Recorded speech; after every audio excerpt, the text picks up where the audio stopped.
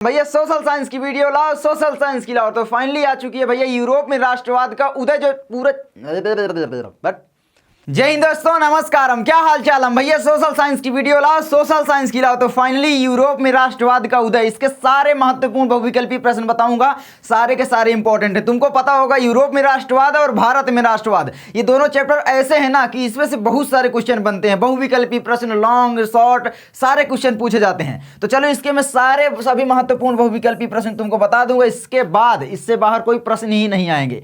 तुमको ज्यादा से ज्यादा बहुविकल्पी प्रश्नों की प्रैक्टिस करनी है, याद नहीं करना, और मैं सारी चीजें बताऊंगा, ठीक है। चलो शुरू करते हैं। यूरोप में राष्ट्रवाद का उदय, पुष्पा झुकेगा नहीं, फोड़ के आएगा, बिल्कुल ठीक है, फोड़ के। तो चलो यहां पर आता है भैया सुपर 28 क्वेश्चन बताऊंगा। तो पहला यहां पर जर्मनी के एकीकरण की आधारशिला किसने तैयार की, जल्दी से बताइए जी, क्या हो जाएगा? का है विलियम प्रथम, खा है बिस्मार्क, नेपोलियन या फिर नेपोलियन तृतीय। तो जल्दी बताओ। नेपोलियन बोनापार्ट, इसकी पराजय वाटरलू में हुई थी, तुमको पता होगा। तो इसका सही विकल्प हो जाएगा नेपोलियन बोनापार्ट, ठीक है। तो चलो अगला बढ़े। क्या तुम लोग सही आंसर दे रहे हो या नहीं, कमेंट करके बताओ जल्दी जल्दी। आगे बढ़े। अगला क्वेश्चन यहां पर आता है दूसरा, फ्रांस की क्रांति का अग्रदूत किसे कहा जाता है? पहला क्वेश्चन है नेपोलियन, दूसरा है रूसो, दिदरो या वाल्टेयर। बताओ जल्दी से, फ्रांस की क्रांति का अग्रदूत किसे कहा जाता है? जल्दी जल्दी यहां कमेंट करना है। तो यहां पर याद रख लेना भैया, रूसो, ठीक है। आगे बढ़े। तुम लोग आई होप सही आंसर दे रहे हो, ठीक है। आगे बढ़ते हैं। आगे यहां पर आता है तीसरा, सामाजिक उपबंध यानी सोशल कॉन्ट्रैक्ट नामक पुस्तक का लेखक कौन था? रूसो, मॉन्टेस्क्यू, नेकर या दिदरो। जल्दी से बताओ क्या हो जाएगा। तो यहां पर याद रख लेना भैया, रूसो। रूसो बहुत ज्यादा इंपॉर्टेंट है।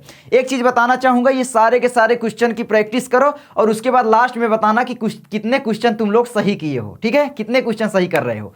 तो चलो आगे बढ़ते हैं। आगे आता है चौथे नंबर का क्वेश्चन, 1789 ईस्वी में फ्रांस की क्रांति के समय किसका शासन था? जल्दी बताओ। जो 1789 की फ्रांस की क्रांति थी उस समय किसका शासन था? यहां पर इसका तो तुमको पता होगा यार, लुई 16वां। तो 16वां गिनो जल्दी से, 10, 5, 15, 1, 16, ये वाला आपका सही है, लुई 16वां का। किसका भैया? इस तरीके से भी लिख सकता है, ठीक है, लुई 16वां, इस तरीके से। तो 16वां 17वां इस तरीके से होते थे पहले, ठीक है। तो ये आपका सही हो जाता है। आगे बढ़ते हैं। यहां पर आता है पांचवा, फ्रांस की क्रांति में मुख्य भूमिका किस वर्ग की थी? जल्दी से बता दो, किस वर्ग की थी? कृषक वर्ग, कुलीन वर्ग, मध्यम वर्ग, मजदूर वर्ग। तो यहां पर याद रख लेना भैया किसकी थी यहां पर, जल्दी से बताओ, मध्यम वर्ग, ठीक है। आगे बढ़े। आगे हमारा आता है छठवां, मॉन्टेस्क्यू ने किस सिद्धांत का प्रतिपादन किया? राजतंत्र का, समाजवाद, प्रजातंत्र या अधिकार विभाजन का? तो जो मॉन्टेस्क्यू था ना भैया, आप याद रख लेना, जल्दी से कमेंट करो। तो मैं बता देता हूं, वो किया था भैया अधिकार विभाजन का। किसके क्या अधिकार हैं इसका विभाजन किया था, तो भैया मॉन्टेस्क्यू ने किया था, ठीक है। तो यहां पर आपका हो जाएगा ये वाला विकल्प सही। आगे बढ़े। आगे आता है सातवां, बिस्मार्क जर्मनी का चांसलर कब बना? जल्दी बताओ। 1848, 1856, 1860, 1862। तो बिस्मार्क जर्मनी का चांसलर कब बना था? 1862 ईस्वी में, याद रखना। आगे हमारा आता है आठवां, द स्पिरिट ऑफ लॉ नामक पुस्तक का लेखक कौन था? जल्दी बताओ। द स्पिरिट ऑफ लॉ नामक पुस्तक का लेखक कौन है? Voltaire, Diderot, Montesquieu, Rousseau. तो जल्दी से बताओ यहां पर। तो आपका सही विकल्प हो जाएगा मॉन्टेस्क्यू। यहां पर एक चीज बताना चाहूंगा, इंपॉर्टेंट तैयार जरूर करते हो लेकिन चैप्टर वाइज भी पढ़ लो, प्रैक्टिस कर लो, क्योंकि बोर्ड एग्जाम एक बार आएगा, एक नंबर एक क्वेश्चन गलत। तो समझ सकते हो ना, ज्यादा से ज्यादा प्रैक्टिस करो बहुविकल्पी प्रश्नों की। इनके ये सारे विकल्प मत रटने लग जाओ, कौन सा गलत है कौन सा सही। ज्यादा से ज्यादा प्रैक्टिस करो। तुम्हारा सबकॉन्शियस माइंड यहां पर जो होता है ना, वो अपने आप बताएगा कि भैया इसका आंसर ये वाला है। तो ज्यादा से ज्यादा प्रैक्टिस करना है, रटना नहीं है बहुविकल्पी प्रश्नों को, ठीक है। चलो आगे बढ़ते हैं। आगे हमारा आता है, इटली का एकीकरण कब पूरा हुआ? जल्दी बताओ। 1871 में, 1873, 1876 या 1889? तो जल्दी से बता दीजिए, इटली का एकीकरण कब पूरा हुआ? तो यहां पर याद रख लेना भैया, 1871 ईस्वी में इटली का एकीकरण पूरा हुआ। आगे बढ़े। आगे आता है यहां पर 10वां क्वेश्चन, फ्रांस की क्रांति हुई यानी फ्रांस की क्रांति कब हुई? 1788, 1789, 1790, 1787। तो 1789, ठीक है। तो ये आपका सही हो जाता है। आगे बढ़े। आगे आता है हमारा 11 नंबर क्वेश्चन, ठीक है। तो ये क्यों नहीं सरक रहा? 11, यंग इटली सोसाइटी का संस्थापक कौन था? जल्दी बताओ। यंग इटली सोसाइटी का संस्थापक Garibaldi, Bismarck, Cavour, Mazzini, Giuseppe Mazzini, ठीक है।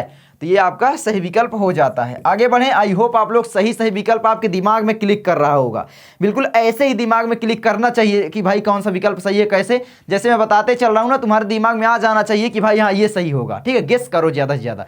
बहुविकल्पी प्रश्नों को गेस करके ही सॉल्व किया जाता है, कभी रटना मत। ठीक है, क्योंकि रटने में बहुत टाइम जाएगा, कोई मतलब भी नहीं है। आगे बढ़ें। आगे हमारा आता है 12, राष्ट्रवाद का प्रारंभ किस देश में हुआ। राष्ट्रवाद का प्रारंभ पूछ रहा है। एक पूछ लेता है पुनर्जागरण का, पुनर्जागरण। ठीक है, तो इसका प्रारंभ कहां पर हुआ था ये मुझे कमेंट करके बताना। और राष्ट्रवाद का प्रारंभ ये कहां पर हुआ था, फ्रांस से। ठीक है, तो फ्रांस से फिर भारत, जर्मनी, इटली, इटली में जो है वो पुनर्जागरण का हुआ था, तो फ्रांस आपका सही विकल्प हो जाएगा। आगे बढ़ें। आगे हमारा आता है यहां पर, इटली का एकीकरण किसके नेतृत्व में किया गया। जल्दी बताओ, इटली का एकीकरण किसके नेतृत्व में हुआ भैया। जिउसेppe गैरिबाल्डी के, ऑटो वन बिस्मार्क, ठीक है, नेपोलियन, या फिर विलियम प्रथम। नेपोलियन तो वहाँ का क्या बना था भैया, इटली का नहीं, फ्रांस का है ना, वो बना नेपोलियन बोनापार्ट वाटरलू पराजय, तुमको पता होगा। तो यहाँ पर आपका हो जाएगा जिउसेppe मैज़िनी। ठीक है, क्या हो जाएगा, सॉरी जिउसेppe गैरिबाल्डी, मैज़िनी तो दूसरा है। ठीक है, आगे बढ़े। आगे हमारा आता है 14, पुनर्जागरण युग का अभ्युदय किस देश में हुआ। इसको मैंने बताया था, तो जल्दी से कमेंट करके बताना अब कि भैया क्या हो जाएगा। मैंने पीछे बताया है। ठीक है, और आंसर मैं छुपा लेता हूँ, नहीं तुम देख लोगे। हाँ, दिख तो नहीं रहा, चलो मैं छुपा के बताता हूँ, देख मत, अरे यार दिख जाएगा क्या, चलो दिख गया क्या भाई, नकल मत करना, कमेंट करना। ठीक है, आगे बढ़े। 15 है, 1848 की फ्रांसीसी राज्य क्रांति के फलस्वरूप क्या हुआ। जल्दी बताओ। निरंकुश राजतंत्र की स्थापना हुई, सीमित राजतंत्र की स्थापना हुई, सैन्य शासन की स्थापना हुई, या फिर गणतंत्र की स्थापना हुई। 1848 की फ्रांसीसी राज्य क्रांति के फलस्वरूप, पहले भी कभी कभी पूछ लेता है कि पहले कौन सा शासन था। तब असीमित शासन था, मतलब निरंकुश शासन कह लो, राजतंत्र था, सीमित राजतंत्र। लेकिन अभी क्या हुई, गणतंत्र की स्थापना हुई। गणतंत्र का मतलब जानते हो भैया, जनता का शासन, संविधान के द्वारा, संविधान के माध्यम से देश चलने लगा, है ना, संविधान के हिसाब से चलने लगा। और जो गणतंत्र नहीं होता देश, ठीक है, डिक्टेटरशिप होता, तानाशाही होती, वहाँ का जो राजा मन चाहे काम करता है, जो भी मनाता है, जिसको भी मनाता है मरवा देता है, कुछ भी करता है। ठीक है, तो ये होता है। आगे बढ़ते हैं। तो आगे हमारा आता है यहाँ पर 16, फ्रांस में गणतंत्र की घोषणा किस वर्ष हुई। तो भैया जल्दी से बताओ, 1848, 1871, 1830, 1815। ये होगा नहीं, 1815 में वाटरलू में नेपोलियन बोनापार्ट की पराजय हुई थी। तो जल्दी से बताओ क्या हुआ था, 1848 आपका सही है, क्योंकि इसकी पराजय के बाद ही फिर हुई। ठीक है, क्योंकि नेपोलियन भी कहीं ना कहीं तानाशाही के राह पर चलने लगा था। वैसे काम बहुत अच्छे अच्छे किया था। एक चीज़ पढ़ लेना, नेपोलियन संहिता, नेपोलियन संहिता बहुत अच्छी चीज़ है, और नेपोलियन ने बहुत अच्छे अच्छे काम किए, लेकिन कुछ काम फिर ये गलत भी करने लगा था। आगे बढ़ते हैं। 17 क्वेश्चन कहता है, नेपोलियन का संबंध किस देश से था। जल्दी बताओ, नेपोलियन का संबंध जर्मनी, इटली, फ्रांस, इंग्लैंड। तो जल्दी बताओ यहाँ पर। ठीक है, मैंने पहले ही बता दिया, ये 2 बार मारा हूँ ना, समझ गए होंगे बहुत सारे बच्चे। तो भैया फ्रांस है। ठीक है, आगे यहाँ पर 18, वियना कांग्रेस के द्वारा फ्रांस में किस वंश के शासकों की पुनर्स्थापना की गई। जल्दी बताओ, वियना कांग्रेस के द्वारा फ्रांस में किस वंश के शासकों की पुनर्स्थापना की गई। हैंसबर्ग, अर्लिया, बूब, जारशाही। तो बूब की। ठीक है, क्या हो जाएगा, बूब। आगे बढ़ें। आगे आता है 19, किस संधि द्वारा जर्मनी का एकीकरण पूरा हुआ। किस संधि से, जल्दी बताओ। डेनमार्क की संधि, गैस्टीन की संधि द्वारा, प्राग की संधि, या फ्रैंकफर्ट की संधि। जल्दी से बताओ क्या हो जाएगी। तो यहाँ पर फ्रैंकफर्ट की संधि द्वारा, ठीक है, जो हुई थी, एकीकरण किसका पूरा हुआ था, जर्मनी का। आगे बढ़ें। आगे हमारा आता है, देखो यहाँ पर 20वां क्वेश्चन, रक्त और लौह की नीति किसने अपनाई। जल्दी बताओ। बिस्मार्क ने, फ्रेडरिक विलियम चतुर्थ ने, मैजिनी ने, गैरिबाल्डी ने। तो यहाँ पर बिस्मार्क है ना, लौह एवं रक्त नीति, तो ये बिस्मार्क हो जाएगा। आई होप आपके बहुत सारे क्वेश्चन जो है ना सही हो रहे होंगे, मुझे आशा है। कितने क्वेश्चन अभी तक सही कर रहे हो जल्दी बताओ कमेंट करके, ठीक है। मैं देखूंगा कमेंट आप लोगों के, रिप्लाई भी दूंगा, ठीक है। तो जल्दी बताओ। चलो आगे बढ़ते हैं। आगे हमारा आता है 21 नंबर, जर्मनी के एकीकरण में मुख्य भूमिका किस की थी। जल्दी बताओ, जर्मनी के जो एकीकरण हुआ उसमें मुख्य भूमिका किसकी थी। Napoleon, Otto von Bismarck, Giuseppe Garibaldi, या इनमें से कोई नहीं। ये गैरिबाल्डी यहाँ पर है, ठीक है। क्या है, गैरिबाल्डी। जल्दी से बताओ अब किसकी थी। तो यहाँ पर ध्यान रख लेना, ऑटो वन बिस्मार्क की, ठीक है। तो यार आजा आजा, क्या हो रहा है भाई, ऑटो वन बिस्मार्क, ठीक है। कभी कभी हो जाता है, फंस जाता है। चलो ऑटो वन बिस्मार्क। उसके बाद है हमारा 22वां, नेपोलियन की पराजय कब हुई। जल्दी बताओ, नेपोलियन की पराजय कब हुई। 1814, 1815, 1816, 1800 भाई 17, ठीक है। जल्दी बताओ, पेन गिर गया था। तो यहाँ पर हो जाएगा हमारा यही वाला 1815, मैंने पहले ही बताया था, ठीक है। आगे बढ़ें, कहाँ पर हुई थी भैया ये भी बता देना। तो वाटरलू में, वाटरलू नामक स्थान में इसकी पराजय हुई थी नेपोलियन की। उसके नेपोलियन बोनापार्ट, याद रखना। ऑटोवन बिस्मार्क का संबंध किस देश से है, जल्दी बताओ। Italy, Germany, France, Britain. तो यहाँ पर भैया जल्दी से बताओ, तो आपका हो जाएगा, पहले ही देख चुके हो, अब मैं क्या बताऊँ, ठीक है, क्योंकि पहले ही आ गया था धोखे से। चलो, तो यहाँ पर हो जाएगा जर्मनी, ठीक है। आगे बढ़ें, आगे आता है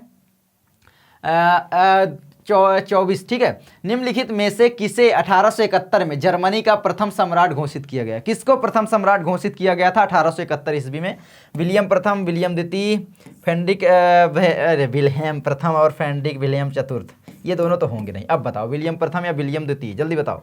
तो विलियम प्रथम को, ठीक है भैया। पहले 16वां, 17वां, 18वां चलता था, पता नहीं एक ही नाम कितना रखते थे, इसलिए, ठीक है।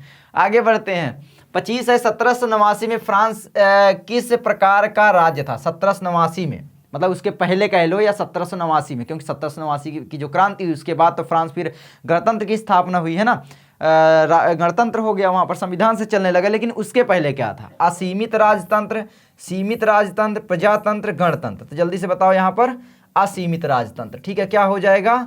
असीमित राजतंत्र। अब बोलोगे सीमित राजतंत्र, बहुत सारे बच्चे यहाँ पर बोलते हैं ना भैया आप गलत बताए हो 25 नंबर क्वेश्चन, तो थोड़ा सा आप भी रिसर्च कर लिया करो, गूगल आपके पास है। मैं बताना चाहूँगा यहाँ पर असीमित का मतलब क्या है। राजतंत्र का मतलब होता है राजा का शासन, भाई राजा का शासन। अब राजा अगर असीमित होगा, ये बताओ, राजा अगर असीमित होगा, असीमित है राजा, कुछ भी करेगा, अपने मन के मुताबिक काम करेगा, जनता की नहीं सुनेगा, किसी को भी चाहेगा मरवा देगा, तो भाई वहाँ पर असीमित राजतंत्र ही होगा। सीमित राजतंत्र बहुत सारे लोग बोलते हैं। सीमित राजतंत्र का मतलब क्या है? राजा को क्या कोई रोक लेता है? नहीं रोक पाता ना उतना, तो भाई सीमित नहीं होगा राजतंत्र। सीमित राजतंत्र तो फिर एक प्रकार से गणतंत्र में आ जाएगा, जो कि बिल्कुल नहीं है। 1789 के बाद जो है गणतंत्र की स्थापना हुई थी फ्रांस में। आगे बढ़ें, आगे है, अगर निम्नलिखित में से कौन सा देश केंद्रीय शक्तियों में सम्मिलित था? जल्दी बताओ। ब्रिटेन, फ्रांस, जर्मनी, रूस। केंद्रीय शक्तियां जो थी सेंट्रल पावर में, ठीक है। किसमें? Central power. जल्दी से बताओ क्या हो जाएगा? यहाँ पर हो जाएगा आपका जर्मनी। जर्मनी जानते हो भैया, हिटलर तानाशाह भैया, है ना।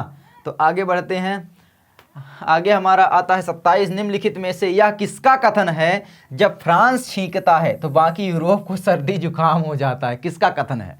बहुत इंपॉर्टेंट है। काबूर का, बिस्मार्क का, मैथनी का, मैटरनिख का। ये तीनों तो नहीं होंगे, जल्दी बताओ। तो यहाँ पर मैटरनिख ही हो जाएगा, क्योंकि इसको हम पहले ही पढ़ चुके हैं, दिमाग लगाया करो थोड़ा सा। आगे बढ़ें, तो आगे हमारा आता है, यहाँ पर देख सकते हो, जिउसेppe मैथनी द्वारा स्थापित गुप्त संगठन था। गुप्त संगठन क्या था?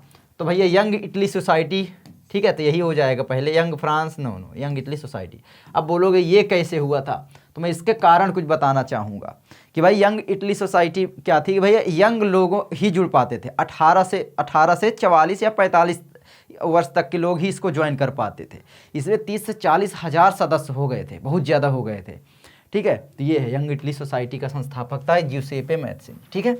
आगे बढ़ते हैं, आगे तो यहाँ पर 29 नंबर क्वेश्चन है भैया, जर्मन संस्कृति में बॉक्स जिस्ट का आशय था। तो ये देखो इंपॉर्टेंट तो नहीं है, लेकिन प्रैक्टिस ज़्यादा से ज़्यादा करो। मैंने बोला भाई देखो यूपी बोर्ड है, कुछ भी क्वेश्चन दे देगा, क्या करोगे फिर? एक ही बार एग्जाम होना है, उसके बाद तो नहीं होगा ना, फिर दोबारा देने जाओगे, नहीं दोगे ना। तो भाई ज़्यादा से ज़्यादा मेहनत करते रहो। इस समय जो भी फ़नी चीज़ें करते थोड़ा कम कर दो, मतलब जैसे फालतू की वीडियो देखना, शॉर्ट वीडियो देखना, ये सब बंद कर दो। क्या रखा है? 2 महीने बंद कर दो। मैं जितना मेहनत करता हूँ ना, उतना मेहनत आप लोग भी करो वीडियो बनाने के लिए, ठीक है। राष्ट्र, संविधान, आम जनता, संसद। तो यहाँ पर आम जनता से था, मतलब जो है जिस्ट आम जनता को बोला जाता था, ठीक है। तो ये आपका सही है। आई होप समझ गए होंगे। तो भाई कैसी लगी वीडियो प्लीज़ कमेंट करके ज़रूर बताना। आशा है वीडियो ज़रूर अच्छी लगी होगी। अगर अच्छी लगी है तो लाइक शेयर सब्सक्राइब सब कुछ ठोकना, शेयर करना अपने दोस्त के पास। अब मैं क्या बताऊँ यार, ठीक है। चलो मैं मिलता हूँ आपसे किसी नेक्स्ट वीडियो में दोस्तों, तब तक के लिए नमस्कारम। लाइक शेयर सब्सक्राइब प्लीज़ करना यार, अपने दोस्त को तो ज़रूर बताना, शेयर करना, ठीक है। चलो मिलते हैं आगे, नमस्कारम।